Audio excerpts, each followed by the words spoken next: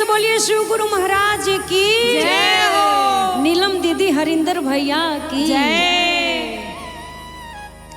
जब चर्चा के बेरा होला गुरु जी अपना बसहा पर सवार होके बसहा पे चढ़ल कैसे सिसिया के घरे अपन आसन लेके आई बड़े कि अरे बसहा प गुरु जी चढ़ल आवेले। जय हो। कि सखी हो कि बसहा प गुरु जी चढ़ल आवेले तो अपना सिसिया के घरवा बढ़ल आवेले। अपना सिसिया के घरवा बढ़ल आवेले। कि अपना सिसिया के घरवा बढ़ल आवेले। अपना सिसिया के घरवा बढ़ल आवेले। आहो बसहा प गुरु जी चढ़ल आवेले। जी बसहा पे गुरुजी चढ़ल आवेले। तो अपना सिसिया के घरवा बढ़ल आवेले। अपना सिसिया के घरवा बढ़ल आवेले। कि अपना सिसिया के घरवा बढ़ल आवेले। अपना सिसिया के घरवा बढ़ल आवेले। खुश बाड़ सिसिया लो चारा चकरावेली। चर्चा करावेली हो चर्चा करावेली। अपना अंगनावा में गुरु के बोलावेली। गुरु के बोलावेली हो गुरु के बोलावेली। खुश बाड़ सिसिया लो चारा चकरावेली। अपना अंगनावा में गुरु के बोलावेली। कि सखी हो गरवा में नागावा चढ़ल आवेले। गरवा में नागवा चढ़ल आवेले। तो अपना सिसिया के घरवा बढ़ल आवेले। अपना सिसिया के घरवा बढ़ल आवेले। कि अपना सिसिया के घरवा बढ़ल आवेले। अपना सिसिया के घरवा बढ़ल आवेले। संगवा में गौरा गणेश जियावे। गणेश जियावे हो गणेश जियावे। सिसिया के ऊपर अपन दया बरसावे। दया बरसावे हो दया बरसावे। ओहो संगवा में गौरा गणेश जी भी आवे। सिसिया के ऊपर अपन दया बरसावे। कि अपना घरवा में मेरे गहला पेटल आवेले। अपना डढ़वा में मेरे गला पेटल आवेले। कि अपना सिसिया के घरवा बढ़त आवेले। अपना सिसिया के घरवा बढ़ल आवेले। कि अपना सिसिया के घरवा बढ़ल आवेले। अपना सिसिया के घरवा बढ़ल आवेले। कि सखी हो बसहा प गुरु जी चढ़ल आवेले। बसहा पे गुरुजी चढ़ल आवेले। कि अपना सिसिया के घरवा बढ़ल आवेले। अपना सिसिया के घरवा बढ़ल आवेले। तो अपना सिसिया के घरवा बढ़ल आवेले। अपना सिसिया के घरवा बढ़ल आवेले। प्रेम से बोलिए शिव गुरु महाराज की जय। पार्वती मैया की जय हो। प्रेम से बोलिए शिव गुरु महाराज की जय हो। पार्वती मैया की जय।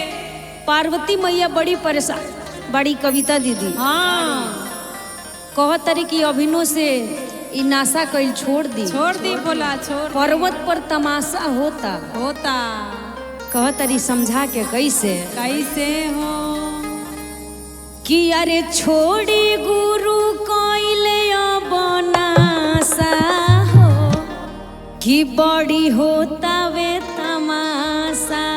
जय हो कि अरे छोड़ी गुरु कइले बनासा जय हो अब बड़ी होता वे तमाशा।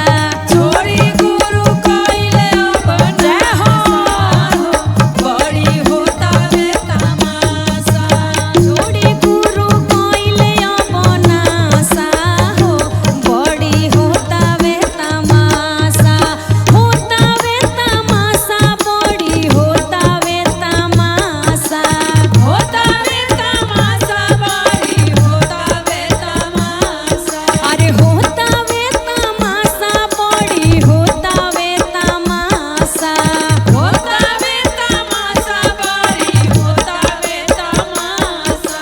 छोड़ी गुरु कइले बनासा जय हो अब बड़ी होता वे तमाशा।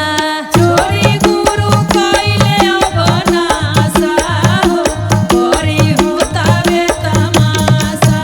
छोड़ी गुरु कइले बनासा हो बड़ी होता वे तमाशा। भंगिया धतूर छोड़ी खाई अब मिठाइया। खाई अब मिठाइया हो खाई अब मिठाइया। अरे भंगिया धतूर छोड़ी खाई अब मिठाइया। खाई अब मिठाइया हो खाई अब मिठाइया। खाई तनी लड्डुआ बतासा जय हो अब बड़ी होता वे तमाशा। खाई अब लड्डुआ बतासा हो जय हो होता वे तमाशा। खाई अब लड्डुआ बतासा हो बड़ी होता वे तमाशा।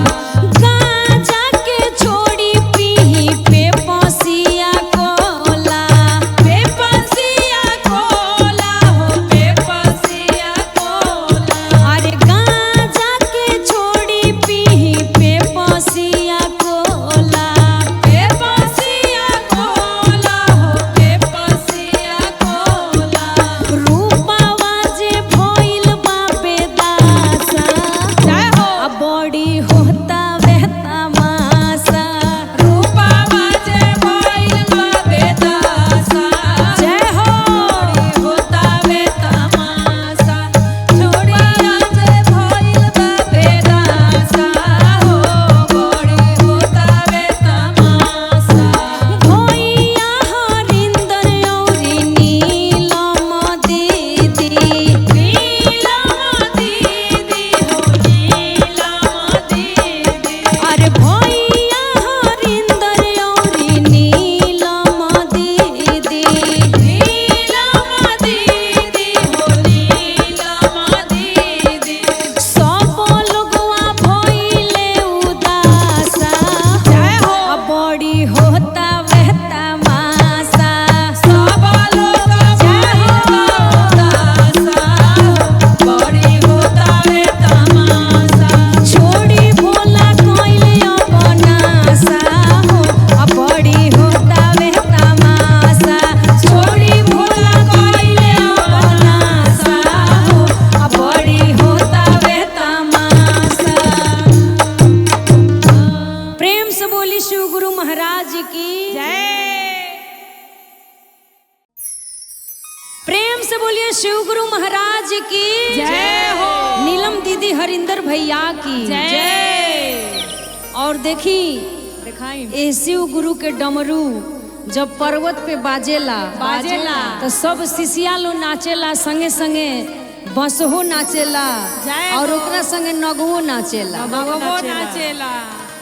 तो कैसे गुरुदेव अपन डमरू बजावतनी कैसे किया रे शिव जी के हाथे डमरुआ डमरुआ किया रे पर्वत प बाजेला।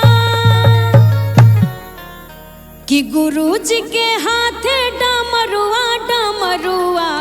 पर्वत प बाजेला गुरुजी के हाथे डमरुआ डमरुआ पर्वत पर बाजेला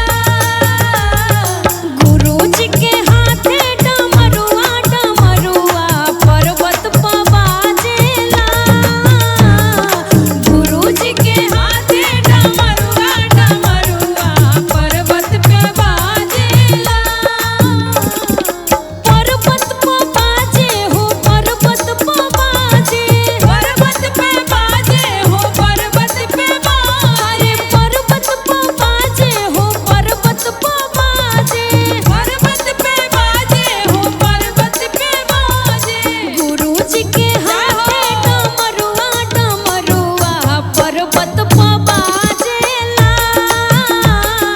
गुरुजी के हाथे डमरुआ डमरुआ पर्वत पे बाजेला गुरुजी के हाथे डमरुआ डमरुआ पर्वत पे बाजेला डमरू के धुनवा प सिसिया दीवाना सिसिया दीवाना हो सिसिया दीवाना अरे डमरू के धुनवा प सिसिया दीवाना सिसिया दीवाना हो सिसिया दीवाना संगे संगे नगवा नाचे डमरुआ पर्वत प बाजेला संगे संगे नगवादी नाचे डमरुआ पर्वत पर बाजेला शिवाजी के हाथे डमरुआ डमरुआ पर्वत प बाजेला शिवाजी के हाथे डमरुआ डमरुआ पर्वत पर बाजेला डमरू के धुनवा प गौरा दीवाना गौरा दीवाना हो गौरा दीवाना हरे डमरू के धुनवा प गौरा दीवाना गौरा दीवाना हो गौरा दीवाना संगे संगे अरे संगे संगे हरे संगे संगने सजी नाचे डमरुआ पर्वत प बाजेला संगे संगे गाने से नाचे डमरुआ पर्वत पर बाजेला गुरुजी के हाथे डमरुआ डमरुआ पर्वत प बाजेला गुरुजी के हाथे डमरुआ डमरुआ पर्वत पर बाजेला डमरू के धुन पे नीलम दीदी दीवानी दीदी दीवानी हो दीदी दीवानी डमरू के धुन पे नीलम दीदी दीवानी दीदी दीवानी नीलम दीदी दीवानी संग में हरे संग में हरिंदर भैया नाचे डमरुआ पर्वत प बाजेला गुरुजी के हाथे डमरुआ डमरुआ पर्वत पर बाजेला गुरुजी के हाथे डमरुआ डमरुआ पर्वत प बाजेला गुरुजी के हाथे डमरुआ डमरुआ पर्वत प बाजेला। प्रेम से बोलिए शिव गुरु महाराज की जय हो प्रेम से बोलिए शिव गुरु महाराज की जय पार्वती मैया की जय हो जय हो मधु दीदी हाँ शिव जी के सूरत सांवले बात का हो लेकिन बड़ी मन भावन लागेला बड़ी मन भावन आ लागे बड़ा ही अच्छा एगो गाना बड़ी धूम मचौले बा हाँ वही गाना पर एगो गाना हम लिख के लिए बनी भोले बाबा के दरबार में तू धूम मचावा प्रियंका हाँ शिव चर्चा में आ गुरु जी के कृपा से देखी कैसे शिष्या लोग गुरु जी के कहता बड़ी नौका 2025 के फरमाइश में कैसे कहता लो हो कैसे हो कि गुरु जी के सांवली सूरतिया कैसे सांवली सूरत सब शिष्या लोग के पागल दीवाना बनौले बा जय हो आ कैसे शिष्या लोग कहता कि गुरु जी के सांवली सूरतिया गुरु जी के सांवली सूरतिया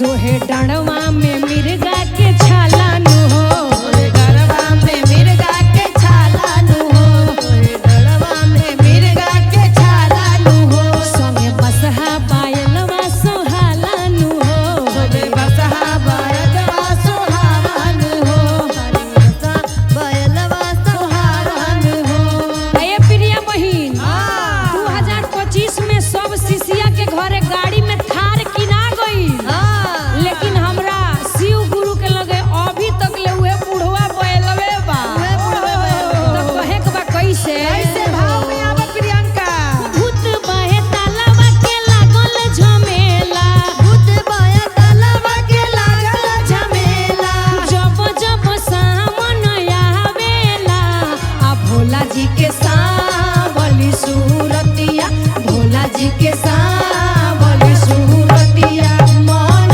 भावन लागेला भोला जी के सावन सूरतिया मन भावन लागेला भोला जी के सावन सूरतिया गरवा में सपवा माथावा पे जटवा बड़ी हो पावन लागेला आ भोला जी के सावली सूरतिया भोला जी के सावली सूरतिया मन भावन लागेला आ भोला जी के सावली सूरतिया मन भावन लागेला आ भोला जी के सावली सूरतिया मन भावन लागेला आ भोला जी के सावली सूरतिया मन भावन लागेला भोला जी के सावल सूरतिया प्रेम से बोलिए शिव गुरु महाराज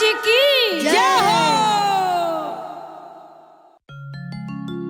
प्रेम से बोलिए शिव गुरु महाराज की जय हरिंदर भैया नीलम दीदी की जय हो और आई पूनम दीदी हाँ जिंदगी में कुछ बाना कुछ नहीं खे 3 सूत्र के ज्ञान ली एकर पालन करी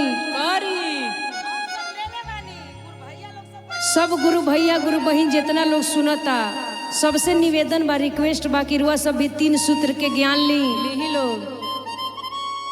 और शिव के अपन गुरु बनाई यही में जिंदगी पार होखे के बा बाकी कोनो रास्ता नहीं खे कलयुग में एक ही सहारा बा आ कविता दीदी जब गुरु जी के डमरू बाजेला हाँ तो सबकर मन ललचा जाला जय हो आ जौना जगह पे शिव चर्चा होला हाँ सबकर मन ललचा जाला लेकिन कहे के बा कि शिव गुरु नु हो कि शिव गुरु तो डमरू बजाए गए मन ललचाए गए ना भोले बाबा तो डमरू बजाए गए मन ललचाए गए ना भोले बाबा तो डमरू बजाए गए मन ललचाए गए ना भोले बाबा तो डमरू बजाए गए मन ललचाए गए ना ललचाए गए ना ललचाए गए ना ललचाए गए ना ललचाए गए ना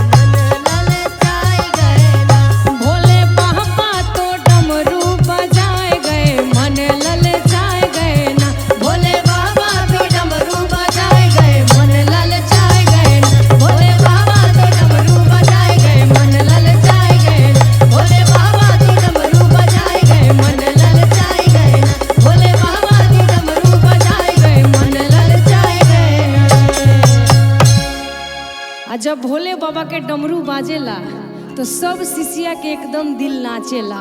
प्रेम से बोलिए शंकर भगवान की जय। प्रेम से बोलिए शिव गुरु महाराज की जय। नीलम दीदी, हरिंदर भैया की जय। कविता दीदी, हाँ सब गुरु बहिना लो आइल बा, जुटल बा। आइल बा, आज प्रिया बहन के घरे चर्चा रखाइल बा। रखाइल बा। जय हो। भखौती रलो कि गोदी में सुंदर ललनवा हुई है तो चर्चा होई। ओई पूरा हो गइल बा। हो गइल बा। सब गुरु बहिना लो इकट्ठा भइल बा। जय हो। आ गुरु जी से कहता कि ये गुरु जी भांग धतूर के छैया रुआ रहेनी, इहे नीक लागेला। आ सब गुरु बहिना लो कैसे कहता कैसे? कि अरे यही भंगिया के छैया ये गुरु, कि अरे दिनवा बिताइला हो। सब गुरु बहिना लो भांग धतूर लेके थाली में सजा के आइल बा। आ गुरु जी के शरण में कहता कैसे? कैसे? कि अरे यही भंगिया के छैया ये गुरु, दिनवा बिताइला हो। यही भंगिया के छैया ए गुरु, दिनवा बिताइला हो। यही भंगिया के छैया ये गुरु, दिनवा बिताइला हो। यही भंगिया के छैया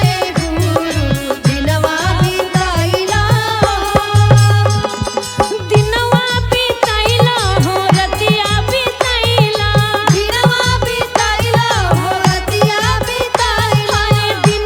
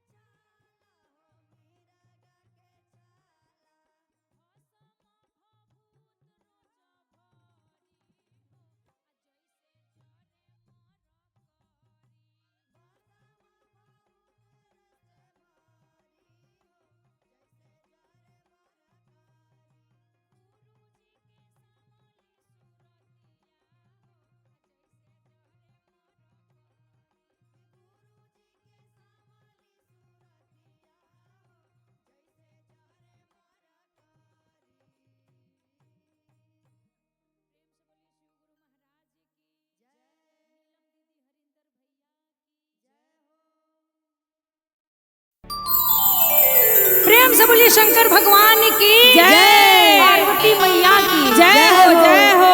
और कविता दीदी हाँ एगो शिष्या सुतल बारी घर में रात के हाँ। और कैसे शिव गुरु सपना में जोगी के रूप पकड़ के आई बाड़े कैसे आ शिष्या अपना सपना के बखान कर तरी कह तरी कैसे कैसे हो कि अरे आधी आधी रोतिया में कि अरे देखनी सपनावा कि अरे देखनी सपनावा बासहवा चढ़ के जय हो।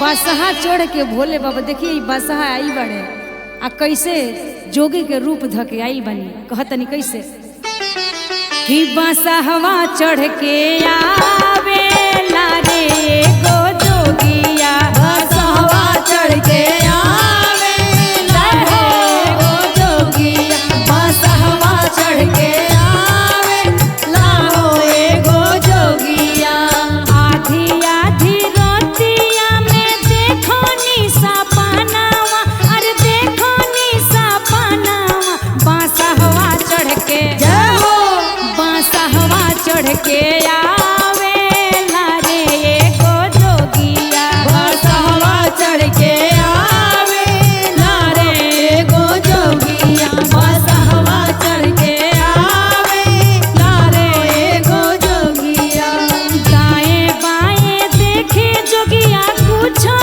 ना बोलेला अरे कुछ ना बोलेला दुवरिया बैठी जय हो दुवरिया बैठी गईले रे गो जोगिया दुवरिया बैठी जाओ रे एगो जोगिया दुवरिया बैठी गाई ले रे एगो जोगिया एक हाथे लिहनी हम झझरे गड़ुआवा अरे झझरे गड़ुआवा दूसरे हाथे जय हो दूसरे हाथे लिहानी रे मेवा मिसरी दूसरे हाथे लिहानी रे मेवा मिसरी दूसरे हाथे लिहानी रे मेवा मिसरी पानियो ना पिए जोगिया मुहावानी रेखे अरे मुहावानी रेखे हमके भंगिया जय हो हमके भंगिया पियाई दहो मोरी शिशिया भंगिया पियाई दहो मोरी शिशिया के भंगिया पियाई दहो एगो शिशिया बगिया से तूर लैनी भंगिया धतुरावा अरे भंगिया धतुरावा आशीषिया देई जय हो आशीषिया देई गईले रे गो जोगिया आशीषिया दाई गई जय हो एगो जोगिया आशीषिया देई गई ले रे एगो जोगिया आशीषिया देई गई ले रे एगो जोगिया आशीषिया देई गई ले रे एगो जोगिया आशीषिया देई गई ले रे एगो जोगिया प्रेम से बोलिए शंकर भगवान की जय। और सब गुरु बहिना से रिक्वेस्ट बा कि शिव के गुरु मनाई और यहीं से आशीर्वाद पाए जय हो जय हो प्रेम से बोलिए शंकर भगवान की जय हो। पार्वती मैया की जय हो नीलम दीदी हरिंदर भैया की जय हो और आई आज शिव चर्चा में हाँ सब शिष्या लोग जुट गई बा हाँ और देखी 2:30 बज गई बज अभी गई ले गुरु के आगमन भइला ना भइल आसन लगा के भांग धतूर मिश्री बादाम सब आ गई कविता दीदी हाँ लेकिन अब गुरुजी में लेट बा काहे लेट बा आवत पूछे होई है बसहा पे चढ़ के कि हमारे गुरु की कब चर्चा में आई है जय हो जय हो खबर भेजवा देनी हाँ लेकिन अभी तक ले आगमन भइल ना पूछे के बा कि कैसे? हमारे गुरु कब चर्चा में आई है हमार गुरु जय हो। कब चर्चा में आई है हमार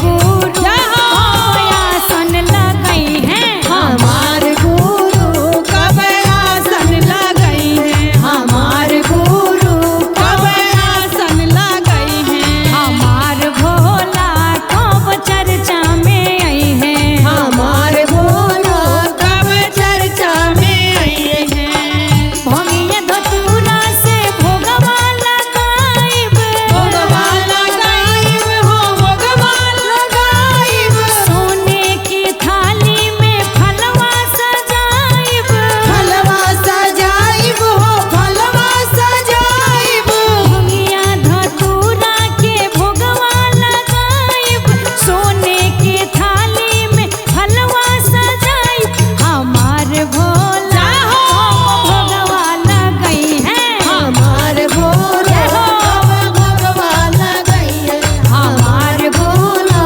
कब भोगवा लगई है पहिला में दाया मांगब दूसरा में चर्चा दूसरा में चर्चा हो दूसरा में चर्चा करब न मन तनी लागी न खर्चा लागी ना खर्चा हो लागी ना खर्चा पहिला में दाया मांगब दूसरा में चर्चा करब न मन तनिको लागी न खर्चा हमार गुरु श्रद्धा पूरई है हमार गुरु कब सरदा पुरई है हमार गुरु कब सरदा पुरई है हमार गुरु कब सरदा पुरई है हमार गुरु कब सरदा में आई है हमार गुरु कब सरदा में आई है हमार गुरु कब सरदा में आई है खबर आ गई हो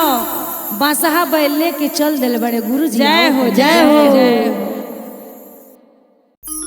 प्रेम से बोलिए शंकर भगवान की जय हो मैया पार्वती की जय हो और आई सब गुरु बहिना लो चर्चा खातिर बैठल बा जय हो जय हो 2 बज गई अब इंतजार होता गुरु जी के कि आई आसन लगाई सब शिष्या लोग बैठ के पूनम दीदी इंतजार करता आ शिष्या बुलाओ तरी कह तरी कैसे कैसे कि अरे आई ना गुरु अरे आई ना ये गुरु आई ना जय हो बुलाओ तरी की आई देखी है 2-2:30 बज गई लेट होता हाँ अब चर्चा में आई अबेर मत करी जय हो जय हो कि अरे आई ना शिवा अरे आई ना ये गुरु आई ना चर्चा में होता वे अबेर जल्दी आई ना चर्चा में होता गुरु आई ना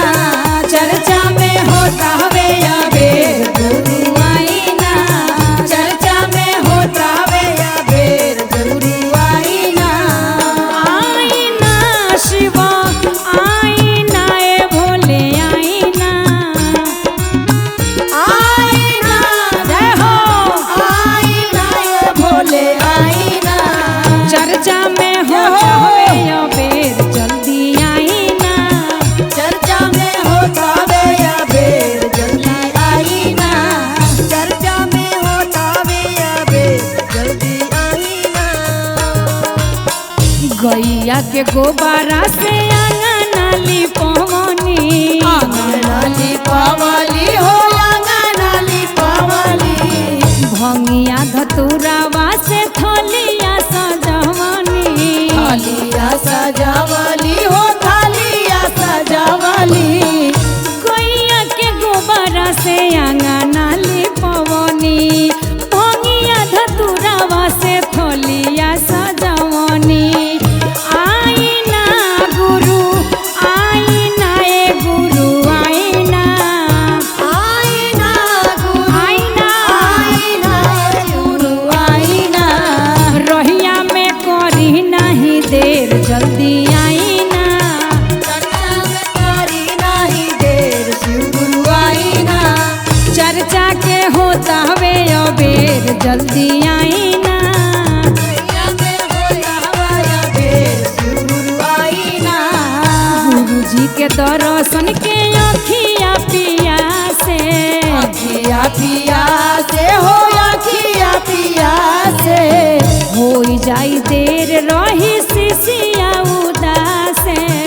शिशिया उदास हो शिशिया उदास गुरु जी के दर्शन लायो खिया पिया से होई जाई देर हुई है शिशिया उदास आई ना भोला आई ना ए भोला आई ना जय हो आईना भोला आईना भोला आईना बैठल होतावे सबेर भोला आई ना बैठल हो तब सबेर भोला आईना चर्चा में करी नहीं देर भोला आई ना चर्चा में करी नहीं देर भोला आई ना चर्चा में करी नहीं देर भोला आई ना चर्चा में करी नहीं देर भोला भोला आईना आई भोला।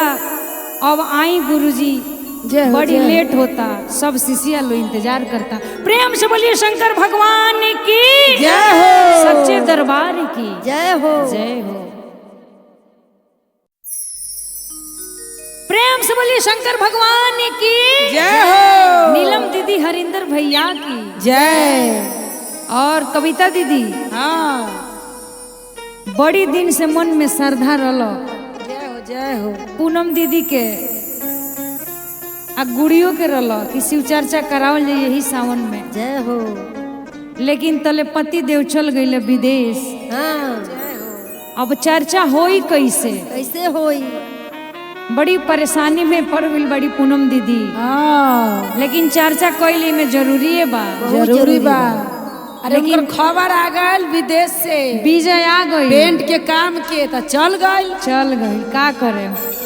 जय हो जय हो। अब बताई चर्चा अब शिष्या लोग के बुला के राजू बाबा के बुला के होखबे करी हाँ हाँ कैसे कैसे घिया रे चर्चा के आसन कैसे अरे अंगना में धरब कि सैया यारब गइले ना जय हो कि रजौआ रब गइले ना तो चर्चा के करा संगे करब सैया यारब गइले ना चर्चा के करा संगे करब सैया यारब गइले ना हो चर्चा के करा संगे करब सैया यारब गइले ना कि चर्चा के करा संगे करब सैया यारब गइले ना चर्चा के आसन कैसे अंगना में धरब सैया यारब गइले ना चर्चा के आसन कैसे सैया संग करब सैया यारब गइले ना कि रजौआ रब गइले ना जय हो। तो चर्चा के करा संगे जय हो। सैया यारब गइले ना चर्चा के करा संगे जय हो।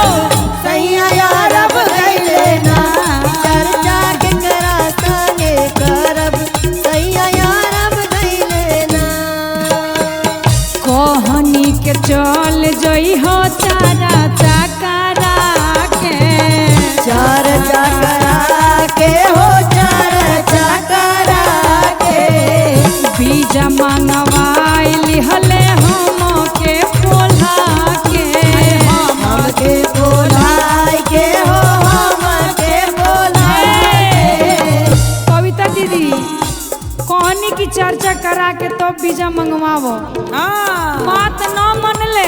अच्छा अब चर्चा आज रहल ओहो। बीजा गइल चल गइले अरे बा बड़ी टेंशन में बानी बड़ी टेंशन में बड़ी फोन क के सैया जी के फोनवे पर लड़ब सैया यारब गइले ना फोन क के फोनवे पे सैया जिस लड़ब सैया यारब गइले ना कि रजौआ रब गइले ना तो चर्चा के करा संगे करब सैया यारब गइले ना चर्चा के करा संगे करब सैया यारब गइले ना कि चर्चा के करा संगे करब सैया यारब गइले ना चर्चा के करा संगे करब सैया यारब गइले ना कविता दीदी हाँ भले उबाड़े करे चाहे ना, लेकिन हम सब शिष्या लोग के बुला लेले बानी। जय हो जय चर्चा हो। करैबे करे।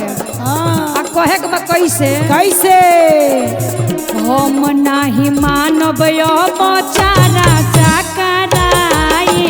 चारा चकराई वो चारा चकराई। शिष्या के अपना अंगनावा बोलाई। आंगना बोलाई वो आंगना बोलाई। हम नाही मानब अब चारा चकराई। शिष्या के अपना अंगनावा बोलाई। चार चकरा के धन घरवा में भरब सैया अरब गइले ना हो रजऊ अरब गइले ना। तो चर्चा शिष्या संगे करब सैया अरब गइले ना। तो चर्चा शिष्या संगे करब सैया अरब गइले ना। कि चर्चा शिष्या संगे करब सैया अरब गइले ना। कि चर्चा शिष्या संगे करब सैया अरब गइले ना। कि चर्चा शिष्या संगे करब सैया अरब गइले ना। कविता दीदी जा जा अरब जा, टिकट बनल बा। अब तो फ्लाइट के व्यवस्था हो गई चल गई, लेकिन हमनी के हाँ लेकिन हमनी के आपसे में शिव चर्चा कर ले। जय हो जय हो। गुरु जी दया करिए उनको पर, सही सलामत रहे। प्रेम से बोलिए शंकर भगवान की जय। जय हो।